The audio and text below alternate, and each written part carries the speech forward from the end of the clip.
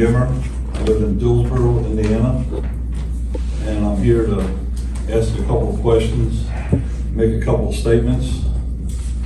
Since the last time I was here, I did a little bit more digging into some things, got some information. And I don't know if you understand or not, but on November 27th, 2023, a group of individuals, many of whom were not actual Dillsboro EMS executive boards, took it upon themselves to terminate several members of the Dillsboro EMS executive board. Although this meeting was not conformed with the Dillsboro Emergency Ambulance Unit Incorporated Constitution and bylaws, the individuals who held the meeting managed to illegitimately take control of the Dillsboro Emergency Ambulance Unit Incorporated with the help of the Dearborn County Sheriff's Department, who by issuing a no trespassing order against the legal elected board members of the Dillsboro Emergency Ambulance Unit, caused a major disruption of the union's operation. On December 4th, 2023, 7 days after the Dearborn County Sheriff's Department helped install the illegitimate board to the Dillsboro EMS, that board sent a contract that was signed by those who were not legitimate part of the organization and could not legally represent the Dillsboro Emergency Ambulance Unit Incorporated or the Dillsboro EMS, and they sent this contract to the Board of Commissioners of Dearborn County. On December 19, 2023, our Dearborn County Commissioners signed the same contract with the people who had no authority to enter into a contract with the Dearborn County Commissioners concerning the Dillsboro EMS. The name on the contract of our government officials are as follows: Jim Thatcher, President; Rick Prost, Commissioner; Alan Goodman, Commissioner. Why did our Dearborn County Commissioners sign a contract with people who had no authority to enter into a contract with them concerning the Dillsboro EMS? Gentlemen, you want me to address some of this since How is we got brought in? how is this serving? I'm comfortable listening to the comments. I don't need a rebuttal unless you want to make a rebuttal. Well, I think if we're getting false information, somebody fair to. Okay. So first of all, we didn't have any part of the removal other than after the meeting took place. A deputy was called, they presented the bylaws, they presented the meeting stuff.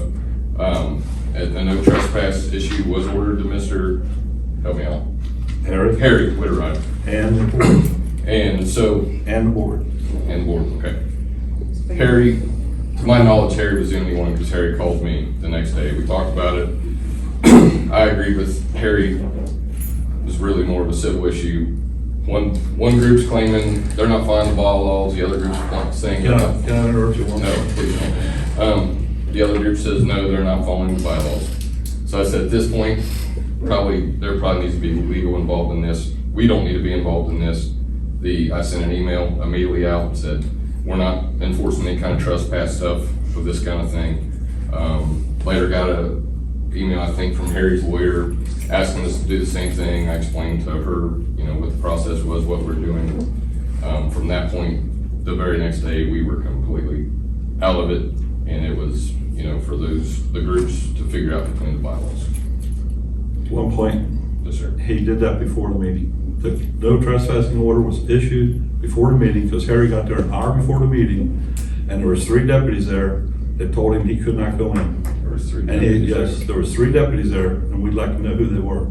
The other point is that I'll tell you he called, the reason the other ones didn't show up, because he called them and told them not to come down because there was no trespassing order.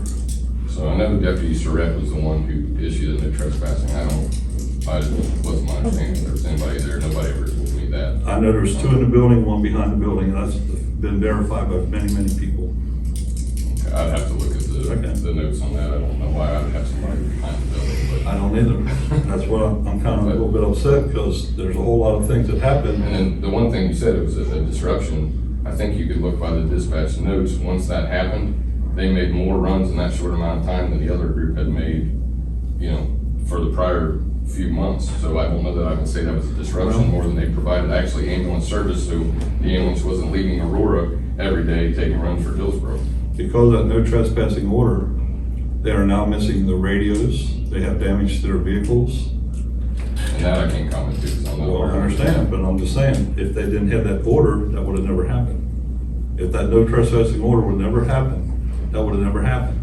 And they would not be in the mess they're in. Because of that order, some of the people they had that were training no longer with them, and they have to revamp their people again. I think that would be a far stretch to say that they were in worse shape because of blaming the sheriff's order that got dropped the next day, put them in bad shape. That place is, I mean, I think it's, just goes without saying they've been in bad shape. They've been in trouble, free, but then Harry just took over before all this happened. And he is changing it, and he was working on getting people in. I went and dug into their minutes and looked into them and see what they were doing. I just wanted to address those No problem. things that were incorrect at the station. Not a problem. But it still makes me wonder why the Dearborn County Commissioner signed that contract and with someone that wasn't there, that shouldn't have been there. And we know on a letter dated December 14th, 2023 was sent by Elizabeth Gatton, an attorney hired by the legitimate corporate board to the Dillsboro Emergency Ambulance Union Incorporated, to one Jason Willoughby, that outlined why he was not authorized to be in charge of the Dillsboro Emergency Unit Incorporated, and was advised to step aside and let the authorized board resume their duties.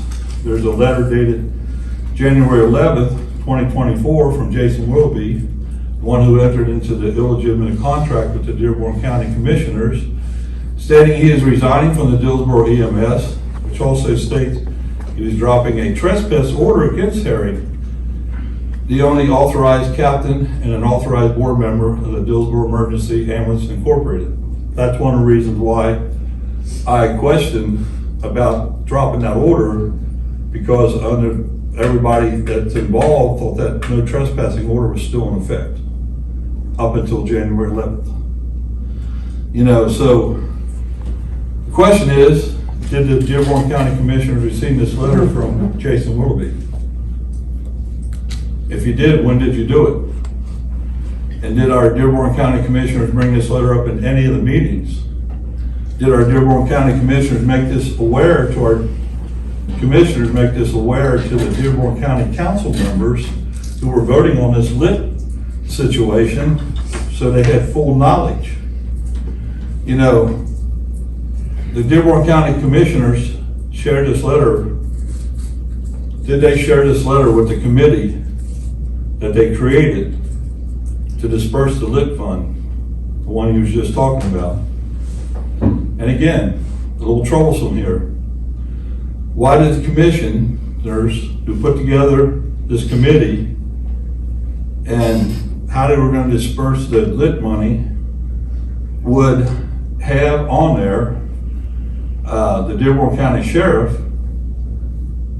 when the committee was aware, or should have been aware, that the Dearborn County Sheriff is responsible for removing the legitimate board members of the Dearborn EMS and place the illegal and illegitimate group to operate the Dillsboro EMS. Steve, can you come to a point on this? Well, the point is, Normally we'll restrict okay, time for public comment, and I appreciate your sorry. comments and the background information.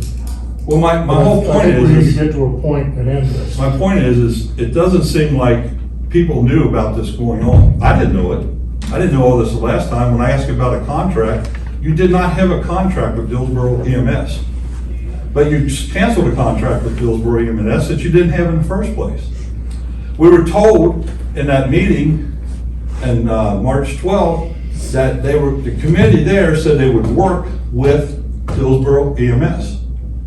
Mr. Goodman and Jared were part of that committee and told them this would happen. Then you guys pulled the rug out from under them on March 16th.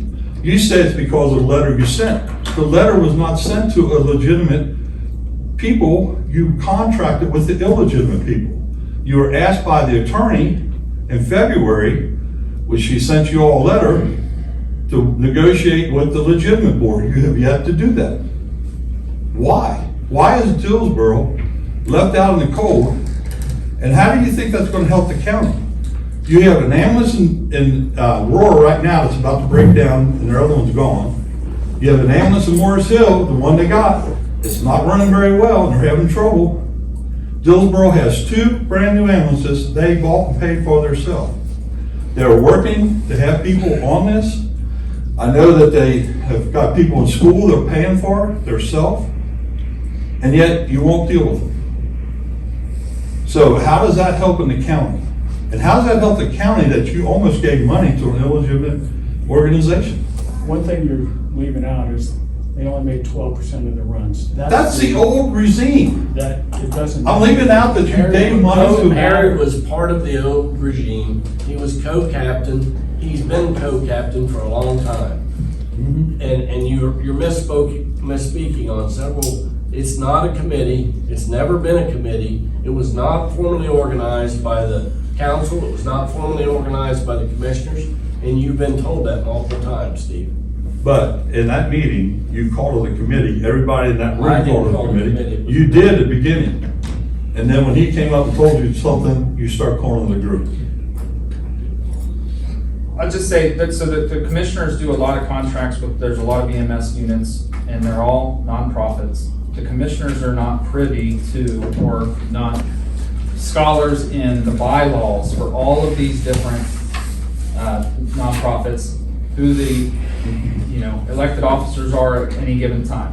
When the termination letter was sent to them, it was the fact that there was a question about leadership and who had executed the contract on behalf of Dillsboro was highlighted in that letter from the county to Dillsboro, right? And I'll just note, as somebody who's licensed to practice law in the state of Indiana, the letter from the attorney that Dillsboro has hired, her own letterhead says that she's not licensed in Indiana. So that's an issue. I think the office that she works for has an office in Indiana, but she is not licensed in the state of Indiana. But the issue with the question about who was the proper leadership was highlighted in the letter.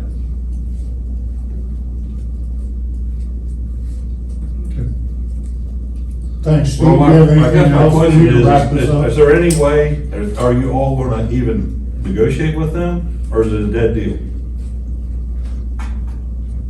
We're discussing it with the city of Dillsboro as to With how they who? want to move forward. I'm sorry. We're discussing it with the city of Dillsboro on how they want to move forward with this issue. Really? That's correct. Okay, that ain't what I heard yesterday, but that's fine. I told you at the last meeting we were talking to. I know, I talked to them about that. So that shouldn't be news to you. Well, Thank you. thank you.